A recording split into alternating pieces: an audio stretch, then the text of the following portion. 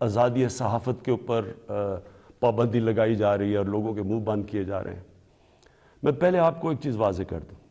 پیکا لا آپ سب کو یہ بتا دوں کہ یہ 2016 میں بنا تھا. اس پہ صرف ہم ترمیم کر رہے ہیں.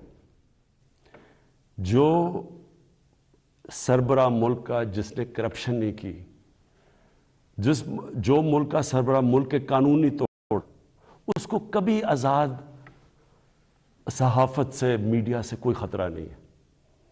آج آپ اٹھا کے دیکھ لیں پاکستان کے اخبار، میڈیا دیکھ لیں، تقریباً 70% خبریں ہمارے خلاف ہیں. ہمیں اس سے کوئی فرق نہیں پڑتا. لیکن یہ قانون کسی وجہ سے لے کے آئے ہیں.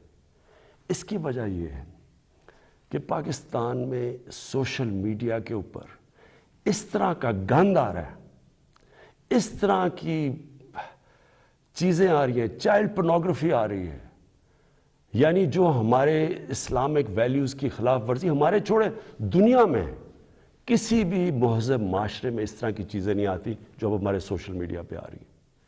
میرے پاس ریکارڈ ہے اس وقت کہ 94,000 کیسز پڑے ہوئے ہیں FIA کے پاس، جس کے اندر گھر کی عورتوں کو تنگ کیا ہوا ہے، ان کے خلاف، اور لوگوں کے گھر اجڑ رہے ہیں کیونکہ گند اچھال رہا ہے، فیک نیوز آ رہی ہے، تصویریں گندی دی جا رہی ہیں. ابھی تک صرف 38 کیسز کا فیصلہ ہوا ہے 94,000 کیسز میں سے.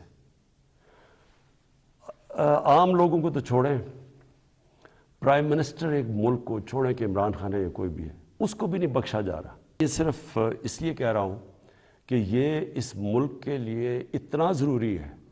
مجھے اتنے لوگ کال کرتے ہیں، مائیں کال کرتی ہیں، میسیجز دیتی ہیں کہ کس طرح کے حالات ہو گئے ہیں کیونکہ کوئی پوچھنے والا نہیں ہے. تو اس کے اوپر میں نے صرف یہ کلیئر کرنا تھا کہ اس کا کوئی آزادی صحافت سے تعلق نہیں ہے. جو اچھے صحافی ہیں وہ خوش ہوں گے کہ فیک نیوز ختم ہو.